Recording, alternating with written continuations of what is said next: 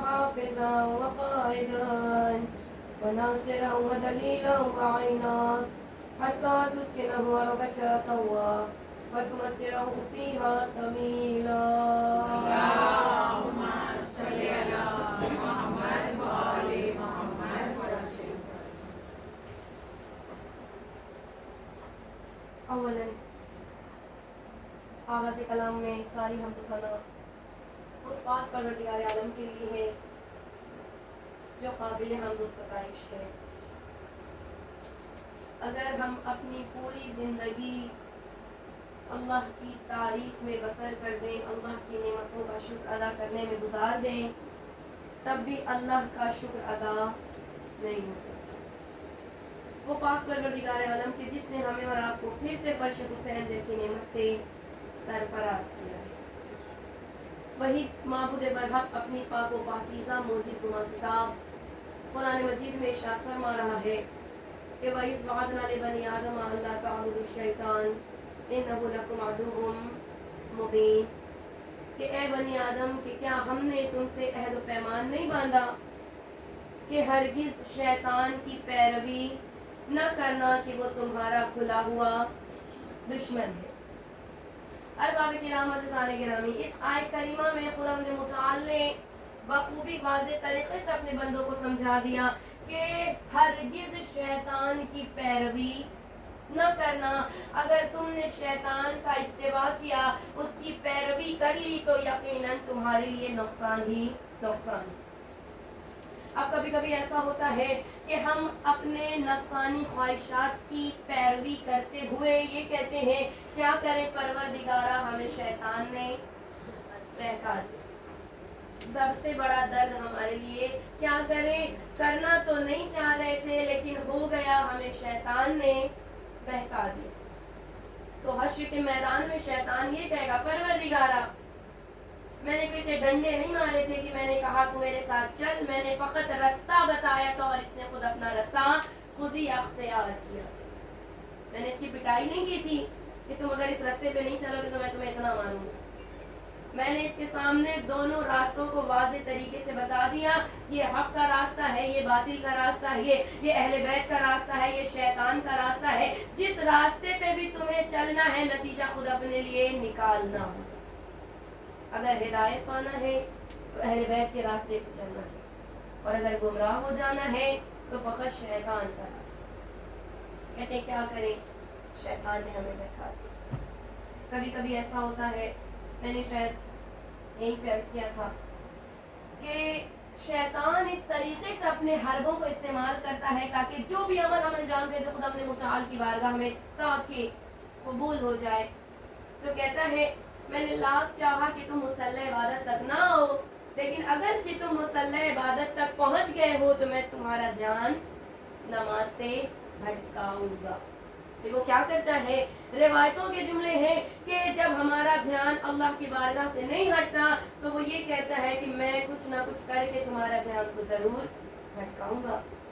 کیا کرتا ہے، پھر وہ ان مقامات پہ کس کرنے لگتا ہے جہاں پر ہمیں حالت نماز میں کھجلی ہوتی، یعنی وہ ان مقامات پر بوسے دینا شروع کرتا ہے. کہتا ہے اس طریقے سے نہیں تم نماز سے باز آئے، کم از کم اسی طریقے سے. پھر وہ ان مقامات کو بوسے دیتا ہے، جہاں پر وہ بوسے دیتا ہے پھر ہمیں وہاں پر ایچنگ کھجلیاں شروع ہو جاتی ہے. پھر وہ کہتا ہے کہ چلو کوئی نہیں اس طریقے سے نہ بہکا سکا، کم از کم تمہارا دھیان تو میں نماز سے بہکا ہی سکتا. تو یہ چھوٹی چھوٹی چیزیں ہم کہتے ہیں نا کہ پروردگارہ تیرے لیے نمازیں پڑھتے ہیں، تیرے لیے عبادتیں کرتے ہیں، تیرے لیے اعمال انجام دیتے ہیں. کہتے تو ہے کہ ہم اللہ تبارک و تعالیٰ کے لیے اعمال انجام دیتے ہیں، لیکن معلوم ہمیں یہ نہیں ہے کہ کون سی نماز ہماری اللہ نے قبول کی نہیں. ایک شخص رسول اکرم کی خدمت میں آ کے کہنے لگا یا رسول اللہ میری پوری زندگی اللہ کی عبادت میں گزر گئی، کیا میں نے حق خداوندی متعال ادا کر دیا؟ میرے لیے جنت میں تو بہت سارے گھر تعمیر ہو گئے ہوں گے اور یقیناً اتنے زیادہ گھر بن گئے ہوں گے کہ مجھے اور ایکسٹرا گھروں کی ضرورت نہیں ہے. رسول خدا نے اپنے چند اصحابیوں سے کہا کہ لکڑیاں لائی جائیں.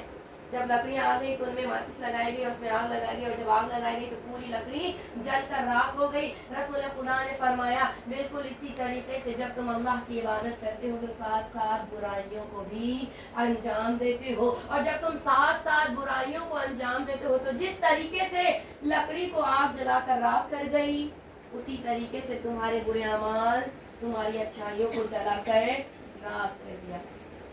ہمیں نہیں معلوم کون سا سجدہ ہمارے رب نے قبول کیا، کون سی عبادت ہمارے مولا نے قبول کی، کون سی نیت ہمارے رب نے ہماری قبول کی۔ انما الاعمال بالنیات، کی عمل کا دار و مدار نیت پر ڈیپینڈ ہے۔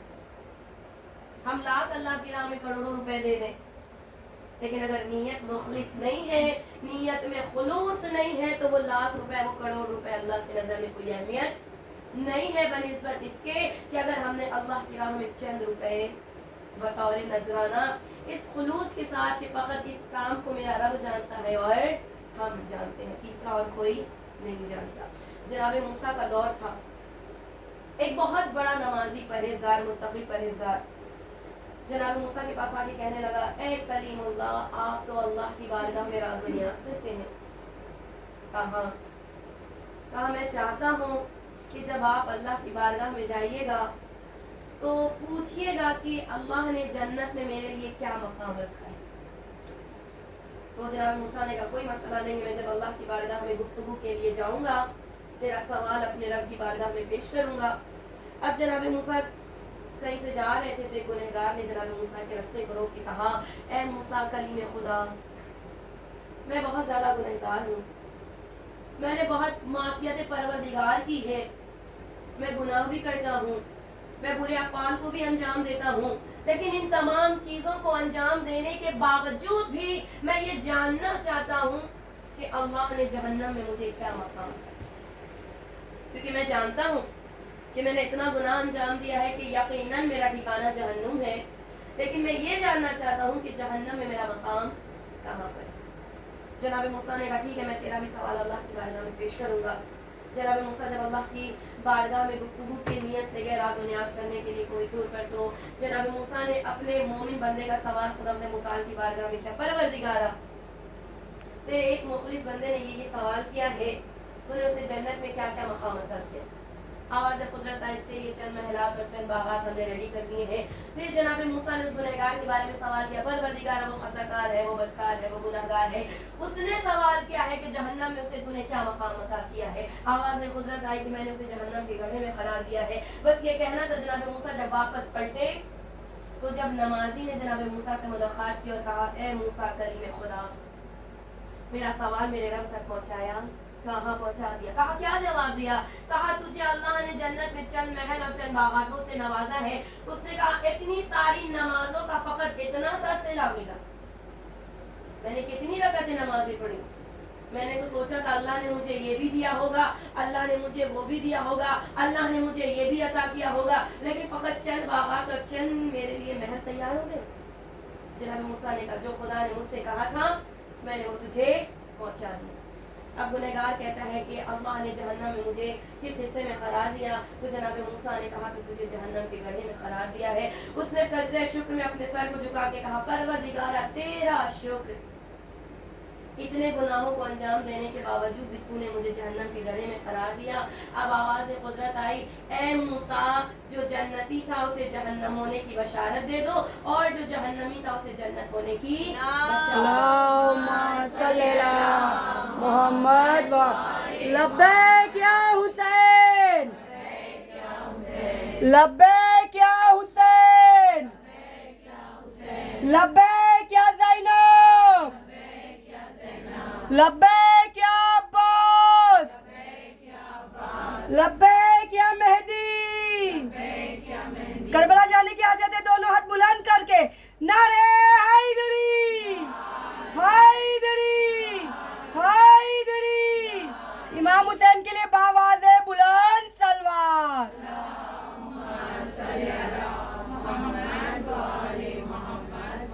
تو یہ چھوٹی چھوٹی چیزیں اگر انسان ان تمام چیزوں میں گرفتار ہو گیا خدا، جتنی عبادتیں کی ہیں وہ تمام عبادتیں رائے گا ویسٹ ہو جائیں گی، پھر کسی بھی عبادت کا ہمیں کوئی بھی صلہ نہیں ملے گا. اس لیے تو مولا فرماتے ہیں کہ مومن کی کچھ علامات ہیں کہ جب مومن اپنے آپ کو نمازی محسوس کرتا ہے تو وہ یہی سوچتا ہے کہ میری عبادت ہیچ ہے، جو حق عبادت ہے ایک بندے کا اپنے رب کے لیے میں نے وہ ادا نہیں کیا. جب انسان عبادت پروردگار کرے، جب انسان اپنے رب کے لیے راز و نیاز کرے تو اپنی ذات پر فخر و مباحات نہ کرے. یقیناً اگر انسان کے اندر ایٹیٹیوڈ اور گھمنڈ آ گیا تو جو عبادتیں کی تھیں وہ بھی رائے گاہ ہو جائے گی، ویسٹ ہو جائے گی. خدا نے متعال اپنے بندوں کو بارہا قرآن میں فرما رہا ہے کہ بے شک شیطان تمہارے لیے کھلا ہوا دشمن، عدو مبین، یعنی کھلا ہوا دشمن ہے واضح طریقے سے. ایک چھوٹی سی مثال اور اپنی بات کو آگے بڑھاتی چلوں کہ رسول کا ارشاد ہے جب ایک مومن اللہ کی راہ میں کچھ دینا چاہتا ہے تو 70 شیطان اس کے ہاتھوں کو پکڑ لیتے ہیں تاکہ یہ بندہ اللہ کی بارگاہ میں کچھ خیرات نہ کرے.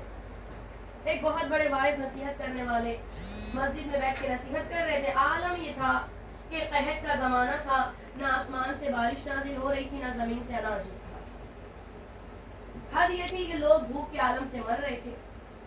تو اس واعظ نے قحط کے زمانے میں نصیحت کی لوگوں کو کہ اگر کوئی بندہ اللہ کی راہ میں کچھ خیرات کرنا چاہتا ہے تو شیطان اسے اس کام سے روک لیتا ہے اور انسان اللہ کی راہ میں کچھ خیرات نہیں کر پاتا. اب اس پبلک میں اس مجمع میں ایک مومن بندہ بیٹھا تھا. اس نے اس نصیحت کرنے والے سے کہا کہ آغا مجھے آپ کی بات سمجھ میں نہیں آتی. کہا کیا؟ کہا یہی کہ ابھی جو آپ نے فرمایا کہ اگر کوئی انسان اللہ کی راہ میں کچھ دینا چاہتا ہے تو شیطان ہاتھوں کو پکڑ لیتا ہے، انسان اس کام سے باز آ جاتا ہے. تو مجھے یہ بات سمجھ میں نہیں آ رہی. کہا کیوں نہیں سمجھ میں آ رہی؟ کہا انسان کا اپنا اختیار ہوتا ہے، اپنا ارادہ ہوتا ہے، اگر چاہے تو دے، اگر چاہے تو نہ دے. اس میں شیطان کا کیا کام؟ وہ کہتا ہے تمہیں سمجھ نہیں آ رہی، تم دے کے سوچو، اگر نہ شیطان نے تمہیں روکا تو کہنا. کہا نہیں میں ابھی گھر جاؤں گا ابھی میں گھر جاؤں گا اور میرے گھر میں میرے پاس بہت سارے اناج کی بوریاں رکھی ہوئی ہیں، ایک اناج کی بوری کو لوں گا اور غریبوں میں اور مسکینوں میں تقسیم کروں گا. تو اس نصیحت کرنے والے نے کہا بڑے خوشی خوشی کے عالم میں جا تو رہے ہو لیکن جب واپس آؤ گے تو خالی آؤ گے، کچھ دے نہ پاؤ گے غریبوں کو. کہا نہیں، یوں گیا یوں آیا، یوں غریبوں میں نے اناج تقسیم کر دیا. مال میرا ہے، مرضی میری ہے، حکم میرا ہے، مجھے روک کون سکتا ہے؟ کہا روک تو فقط شیطان سکتا ہے. کہا نہیں ابھی گیا اور ابھی آیا. تو یہ نصیحت کرنے والے کہتے جاؤ دیکھ لو جا کے تم، لیکن تم لا نہیں پاؤ. یہ مومن کہتا ہے میں اپنے گھر میں آیا، میرے گھر میں اسٹور روم ٹائپ میں نے بنا رکھا تھا، وہاں پہ اناج کی بوریاں رکھا تھا.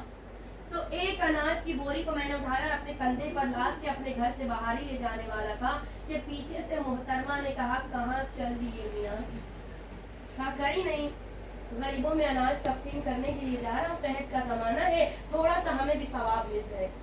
کہا دماغ تو نہیں خراب ہو گیا ہے؟ لوگ اپنے گھروں میں اناج جمع کرنے کے پیچھے لگے ہوئے اور تم یہاں پر لٹانے کے پیچھے لگے ہوئے ہو. کہا ہمارے پاس اتنا سارا ذخیرہ ہے کہ اگر ہم نے ایک آدھ بوری دے بھی دی تو ہمیں بھوکا نہیں مرنا پڑے گا. تو زوجہ کہتی ہے خبردار اگر ایک دانہ بھی اناج کا باہر لے.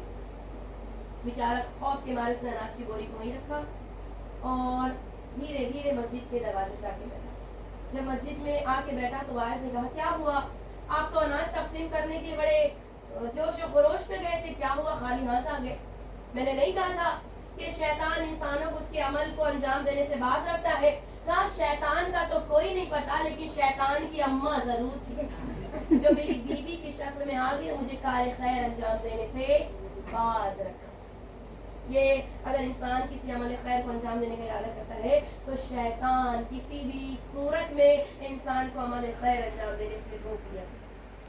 مثال کے طور پر میری بہنیں بیٹھی، چند جملات اپنی بہنوں کے حوالے سے کہ کبھی کبھی ایسا ہوتا ہے کہ اسکول چھٹی ہے، کالج چھٹی ہے تو فرینڈ سرکل ہوتے ہیں آ کے ممی میں اپنے فرینڈس کے گھر پہ جا رہی ہوں، ہوم ورک کرنا ہے، کام کرنا ہے، ہوم ورک بہت زیادہ ہے. اور جب نماز کا وقت ہو جاتا ہے اگر ایک فرینڈ کہے بھی ٹیچر نماز پڑھ لیں، ارے رکو ذرا بعد میں پڑھی جائے گی نماز، ابھی بہت ٹائم ہے. تو ایسا دوست بنانا چاہیے جو ہمیں خدا تک پہنچائے، نہ کہ خدا سے دور کرے.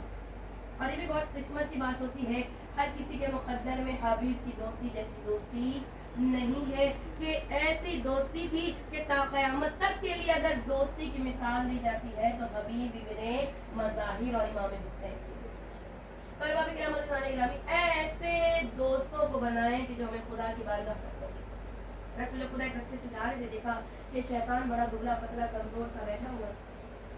کہا کیا بات ہے، بڑے ٹینشن میں نظر آ رہے ہو، کیا بات ہے، اتنے چہرے پر افسردگی کے آثار نمایاں ہیں. کہا یا رسول اللہ نہ پوچھئے.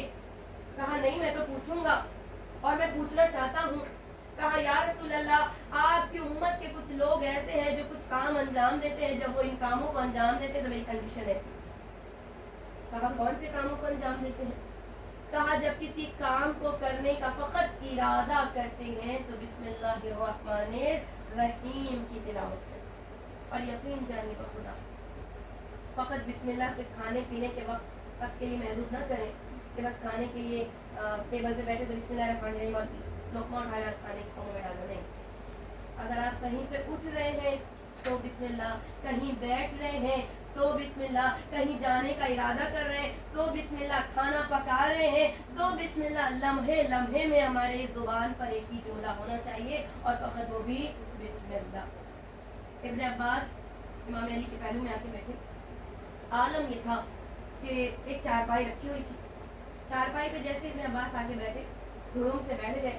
پھر جب وہ دھڑوم سے بیٹھے تو وہ دھڑوم سے گر گئے. اور جب وہ دھڑوم سے گرے تو رسول خدا کے ولی نے امام علی نے اپنے چچا ابن عباس سے پوچھا چچا عباس کیا آپ نے بیٹھتے وقت بسم اللہ نہیں پڑھی تھی؟ کہا نہیں میں نے بسم اللہ نہیں پڑھی. تو میرے مولا کائنات نے فرمایا اگر آپ نے بسم اللہ پڑھی ہوتی تو کبھی بھی چارپائی سے گرتے نہیں. کیونکہ جس کام میں بھی بسم اللہ شریک ہو جایا کرتی ہے اس کا مددگار خدا بندے متعال ہو جایا کرتا ہے. ایک شخص تھا، بسم اللہ کے حوالے سے فضیلت انشاءاللہ تاکہ ہماری اور آپ کی معرفت میں اضافہ ہو جائے کہ ہر لمحہ انسان اگر زبان سے کچھ نکالے تو بسم اللہ یا تسلیمات. یقین جانی اتنا ثواب ہے ان چیزوں میں کہ اگر ہم اندازہ لگا لیں تو ہر وقت یہی جملات ہماری زبانوں سے ادا ہوتی. ایک مومنہ عورت تھی، اس کی روٹین یہ تھی کہ کچھ بھی کام کرنے سے پہلے زبان پر ایک بسم اللہ الرحمن الرحیم. مومنہ تھی، اس کا شوہر مومن نہیں تھا. وہ اپنے دل میں اپنے آپ سے کہتا تھا میری بیوی مومنہ بنی رہتی ہے، ہر وقت اللہ رسول بسم اللہ، ہر وقت بسم اللہ، یہ کچھ نہیں ہوتا. کہتی ایک دن اپنی بیوی کو سبق ضرور سکھاؤں اور بتاؤں گا کہ یہ کچھ نہیں ہوتا، کوئی مدد کو نہیں آتا، کوئی ہیلپ نہیں کرتا. آج کے زمانے میں انسان کو خود کی ہیلپ خود ہی کرنی پڑتی ہے. تو یہ شخص کہتا ہے میں نے ایک پلاننگ کی. میں نے کہا کہ میرے پاس ایک کچھ زیورات رکھے ہوئے تھے، اس کو میں نے کپڑے میں ڈالا، اس کپڑے کو بند کر دیا اور اپنی وائف کے پاس میں نے کہا کہ میں جب بھی تم سے مانگوں مجھے ریٹرن کر دے. زیورات تھے، اس میں سونا چاندی تھا.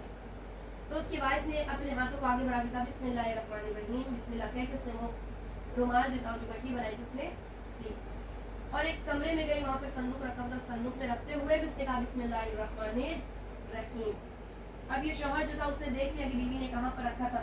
اب جب بیوی اس کمرے سے ہٹی تو شوہر پیچھے سے گیا، وہاں سے اس نے اس گٹھی کو رومال کو نکال لیا. اور جب رومال کو نکالا تو کہا کہ اب اسے اتنا دودھ لے جاؤں گا اور جب میں تم سے مانگوں گا تو تمہیں میں حقیقت نہیں سمجھاؤں گا. یہ کہتا ہے کہ جب میں گھر سے باہر نکل گیا تو میں جب نکلا تو میں نے دیکھا کہ ایک ندی بہ رہی تھی. میں نے سوچا کہ اس میں پھینک دوں گا تو اس سے اچھی بات اور کیا، یہاں ڈالوں گا تو پھر دوبارہ مل نہیں سکتا. کہتا ہے کہ وہ گٹھی جس پہ سونا چاندی رکھا ہوا تو وہ گٹھی کو میں نے سمندر میں ڈالا اور سمندر میں جب ڈال دیا میں نے تو میں جب وہاں سے گزرا تو میری نظر ایک مچھوارے پہ گئی. ٹھیک ہے، اللہ کسی نہ کسی طریقے سے اپنے چاہنے والوں کے لیے وسیلہ فراہم کر دیتا ہے. وہ کہتا ہے کہ میں نے جیسے مچھوارے کو دیکھا میرا مچھلی کھانے کا بڑا دل چاہا. میں نے مچھوارے کے قریب جب پہنچا تو میں نے کہا مچھلی بیچوں گی. ہاں میں نے 2 بڑی مچھلیاں اس سے خرید لی. جب میں نے 2 بڑی مچھلیاں اس سے خریدی میں نے اسے سنبھالا اور گھر لے کے میں نے بیوی سے کہا کہ شام کے بعد بہت اچھی سی مچھلی ریڈی رکھنا، میں جب آؤں گا تو میں سے کھاؤں گا. یہ چلا گیا اپنے کام پر. اب بیوی چونکہ مومنہ تھی یہ کہتی ہے مچھی کو جیسے ہی میں نے دھویا پاک کیا پھر میں نے اس کے شکم کو چاک کرنے کے لیے اسے پکانے کی جب تیاری شروع کی تو بسم اللہ کہہ کے میں نے اسے پاک کیا، اور جب چھری پکڑ کے میں اس کے شکم کو چاک کرنا چاہ رہی تھی میں نے کہا بسم اللہ الرحمن الرحیم، اور جب بسم اللہ کہہ کے میں نے اس کے شکم کو چاک کیا تو مجھے وہی گٹھی نظر آئی جو میں نے صندوق میں صبح میں رکھ دیا تھا، وہ گٹھی میں نے اس کے شکم سے نکالی، بسم اللہ پڑھی اور دوبارہ جہاں سے نکالی تھی میرے شوہر نے، میں نے وہیں پر دوبارہ لے جا کر رکھ دی، میں نے مچھی ریڈی کر لی، اور جب شام میں میرا شوہر آیا کھانے پینے کے بعد اس نے کہا کہ اب اس ایسا بے عزت کروں گا، ایسا بے عزت کروں گا کہ یہ بھی یاد رکھے گی، کہہ کر جلدی سے میری گٹھی لے اب بسم اللہ الرحمن الرحیم ابھی کہتی جلدی سے میں اپنے کمرے میں گئی، میں نے صندوق کو کھولا، وہ گٹھی لے کر اپنے ہاتھوں میں میں نے کہا لیجیے آپ کی امانت میں نے آپ کے حوالے کر دی، اس کی آنکھیں کھلی کی کھلی رہ گئی، منہ کھلا کا کھلا رہ گیا، کہا یہ تجھے کہاں سے ملا؟ بیوی نے مسکرا کے کہا جہاں پہ آپ پہنچا کے آئے تھے وہاں سے میرے خدا نے مجھ تک واپس پہنچا دیا، تو کہتا ہے کہ میں تو تیرا امتحان لینے آیا تھا لیکن تیرے رب نے میرا امتحان لے لیا۔ اللہم صلی علی محمد، نعرہ تکبیر، نعرہ رسالت، نعرہ حیدری، حیدری، حیدری، رسول خدا کے لیے باواز بلند صلوات۔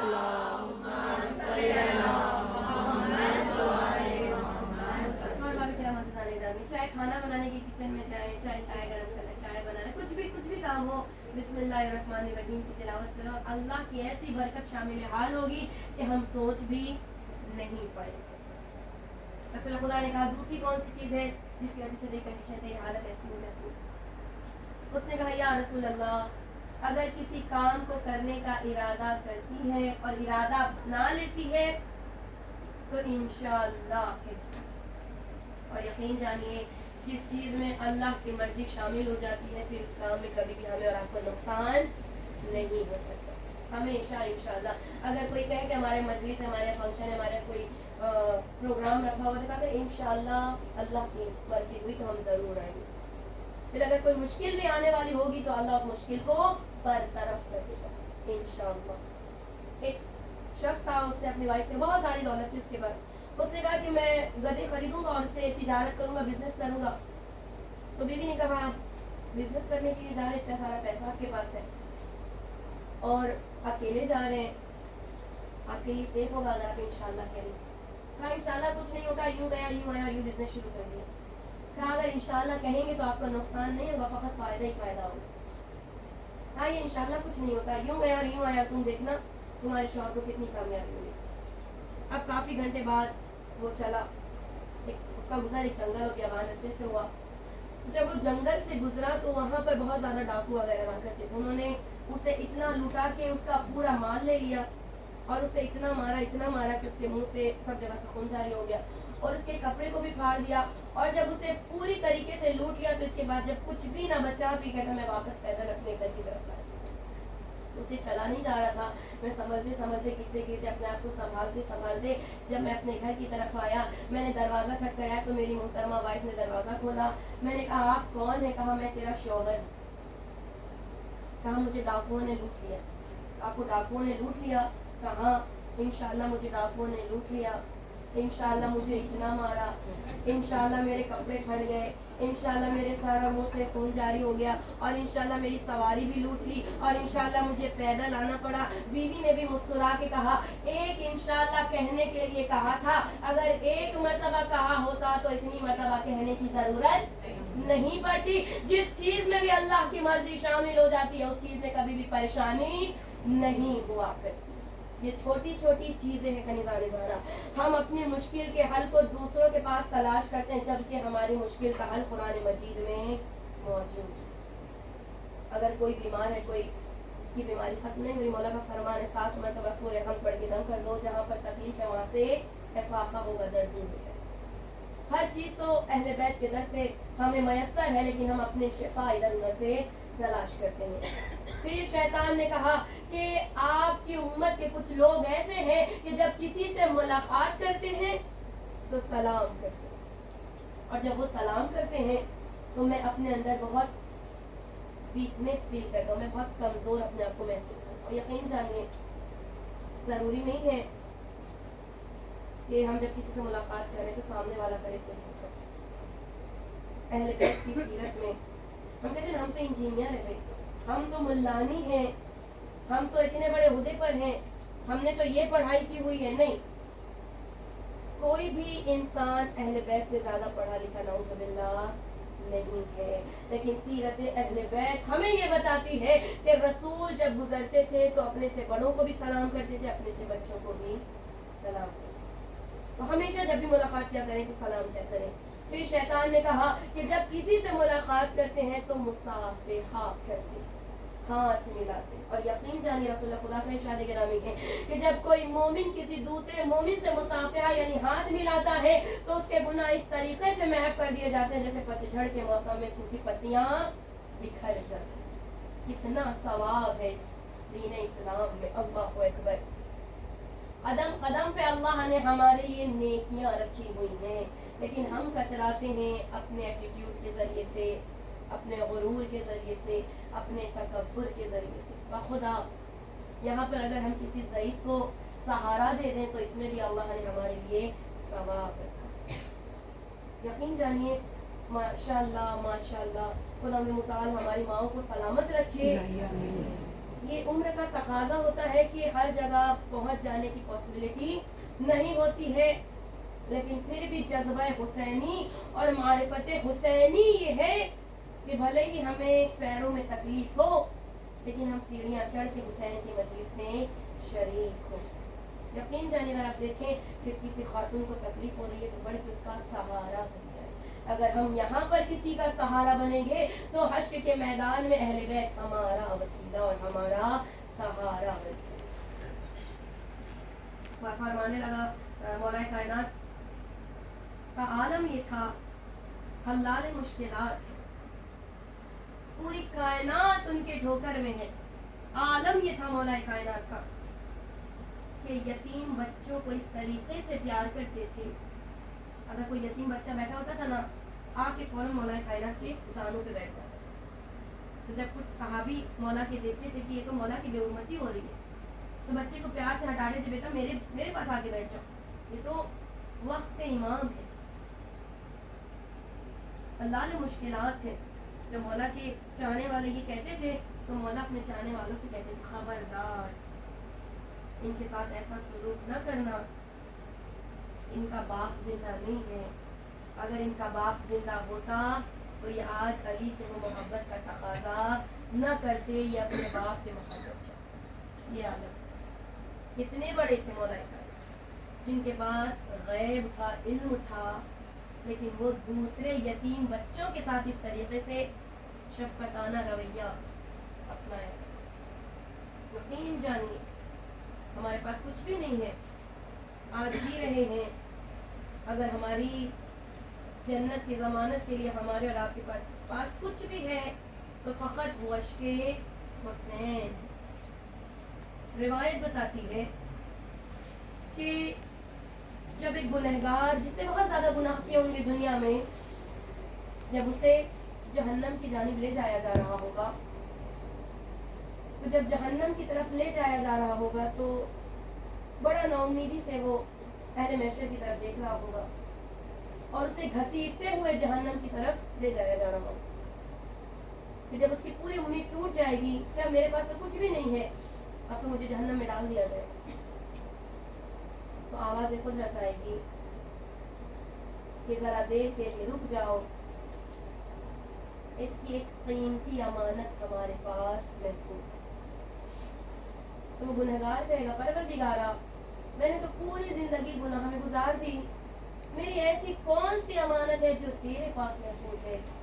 आवाज़ कुदरत आएगी, वो आंसू जो तूने हुसैन के गम में बहाए। अब फिर आवाज़ कुदरत आएगी कि जो आंसू थे वो आंसू एक मोती की शक्ल में जब अल्लाह तब्दील कर देगा तो उस गुनहगार के हाथों में वो मोती दी जाएगी और कहा जाएगा कि हर नबी के पास जाओ और हर नबी से इस मोती की कीमत पता करो। वो गुनहगार अपने हाथों में मोती लिए हुए जनाब आदम के पास आएगा, ऐ नबी खुदा इस मोती की कीमत क्या है। जनाब आदम कहेंगे मेरी क्या मजाल कि मैं इस मोती की कीमत तुझे बता सकूं। फिर वो गुनहगार जनाब नूह के पास जाएगा, اے نو اس موتی کی قیمت کیا ہے؟ جناب نو تڑپ کے کہیں گے میری کیا مجال کہ میں اس موتی کی قیمت پیچھے بتاؤں. پھر وہ ایک ایک نبی سے پوچھتے پوچھتے آخر میں محمد عربی کی خدمت میں جائے گا اور کہے گا اے نبی خدا یہ موتی کی قیمت کیا ہے؟ رسول خدا کہیں گے کہ میں اس موتی کی قیمت بتا ہی نہیں سکتا. کنیزہ زہرا پھر وہ موتی کو لیے ہوئے جناب فاطمہ الزہرا کی خدمت میں آئے گا اور جب شہزادی کونین کی خدمت میں آئے گا بی بی سے پوچھے گا اے شہزادی یہ وہ آنسو ہیں جو آپ کے بیٹے کے غم میں نے بہائے تھے. اب اللہ نے ان آنسوؤں کو ایک موتی کی شکل دے دی ہے اور میں یہ جاننا چاہتا ہوں کہ اس موتی کی قیمت کیا ہے. زہرا تڑپ کے کہیں گی پروردگارا یہ زہرا اس وقت تک جنت میں نہ جائے گی جب تک یہ عزادار حسین جنت میں نہ جائے. اللہ آپ کی آوازیں گریا بلند ہے. خدا آپ کی آوازوں پہ رحمت نازل کرے. کبھی کوئی غم نہ دے سوائے غم سید الشہداء. کنیزان زہرا اولاد والی بیویاں ہیں, ماؤں کا مجمع ہے. تصور کر کے جملے پہ آنسو بہائیے گا. اگر اولاد پر کوئی آنچ آتی ہے ماؤں کا دل تڑپنے لگتا ہے. کنیزان زہرا جناب سیدہ کہ جن کا ایک ہاتھ ٹوٹے ہوئے پہلو پر ایک ہاتھ میں رومال رو کے عزاداروں سے کہہ رہی ہے عزاداروں یہ زہرا بڑی دور سے آئی ہے. میرا حسین سمے اسفا سے پامال کر دیا گیا. کنیزان زہرا جناب سیدہ فرماتی ہیں میرے بیٹے حسین کو گھوڑوں کی سما سے پامال کیا گیا.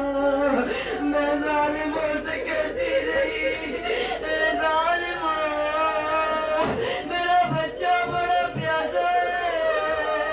اے ظالموں میں نے چکیاں پیس کے پالا ہے.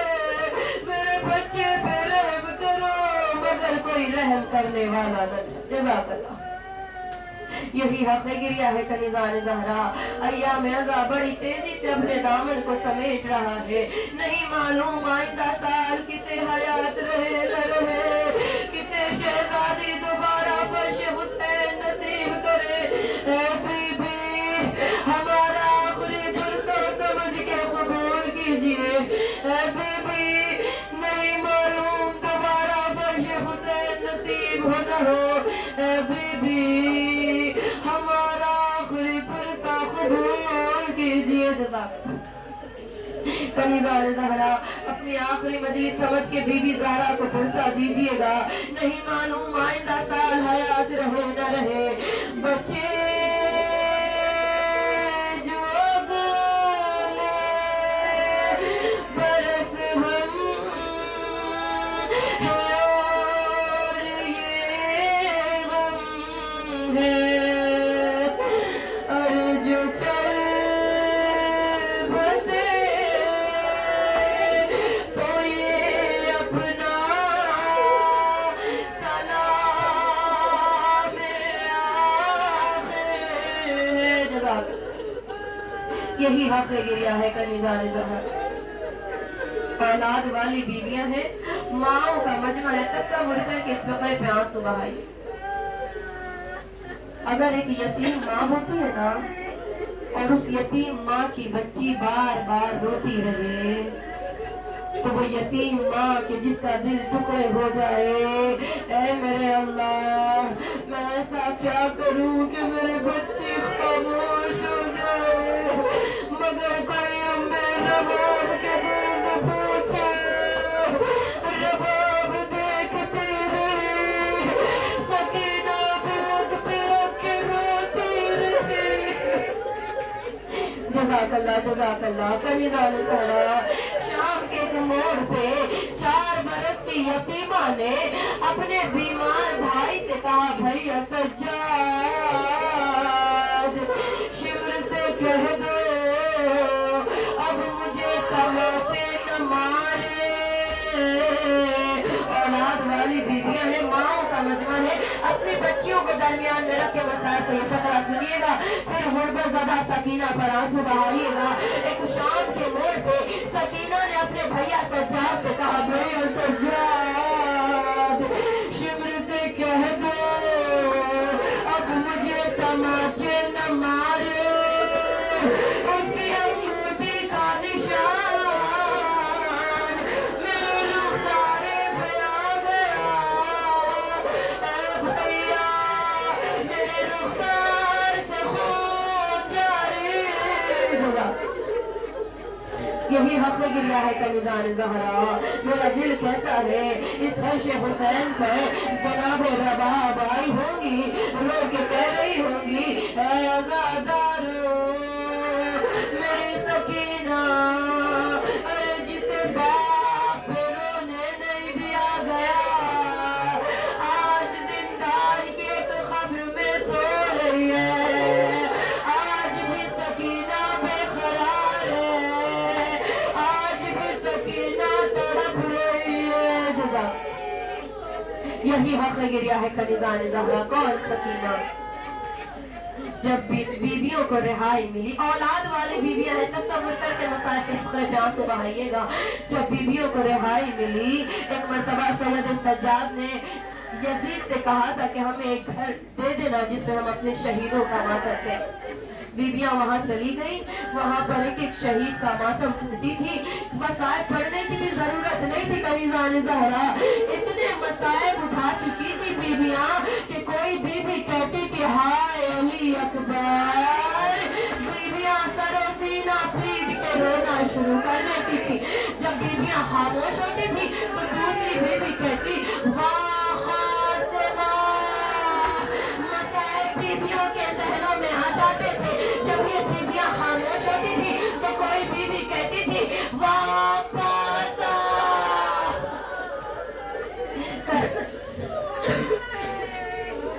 कनिज़ान ज़हरा जब बीबियां खामोश होती तो कोई बीबी कहती वाह मज़लूमा, वाह गरीबा, वाह तशाना, मज़लूम करबला। बीबियां कोहराम बर्पा करती। कनिज़ान ज़हरा आलम ये था कि जब सैयद सज्जाद ने बीबियों से पूछा, ऐ बीबियों आप मदीने जाने के लिए तैयार?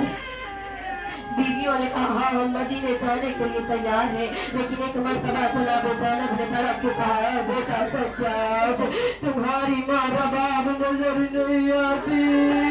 सज्जाद ने तड़प के कहा, फतेह अम्मा मैं जानता हूँ तेरी माँ रबाब कहाँ है। एक मर्तबा सैयद सज्जाद अपनी फूफी को संभाले, जिंदान शाम के छोटी सी खबर के करीब मेरा मौला कहता है, जिस तरीके से एक बच्चा अपनी माँ को सीने से लगाता है, रबाब खबरें सकीना से लिपट गई। ऐ सकीना करबला से मदीने जाने का बरपार था। ऐ सकीना चलो हमें रिहाई मिल गई। एक मर्तबा सैयद सज्जाद ने अपनी माँ रबाब को संभाला, माँ रबाब मदीना चलिए। रबाब ने तड़प के कहा, ऐ सैयद सज्जाद मैं मदीने में क्या करूंगी, तेरे सकीना को तेरे से बड़ा डर लगता था।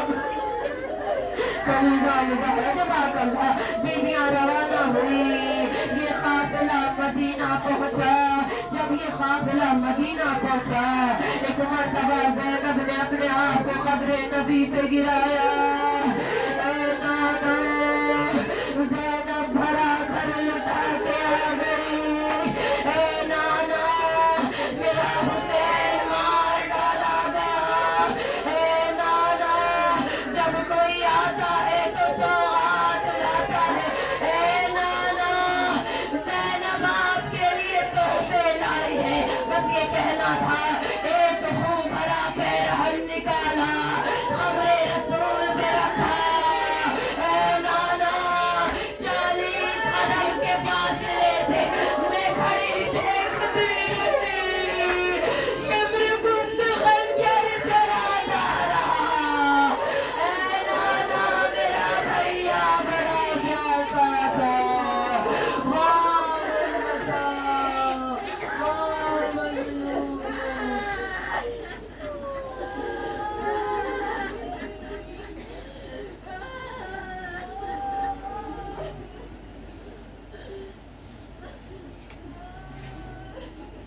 हमारी ना हमारी इस पली सी इबादत को कबूल फरमा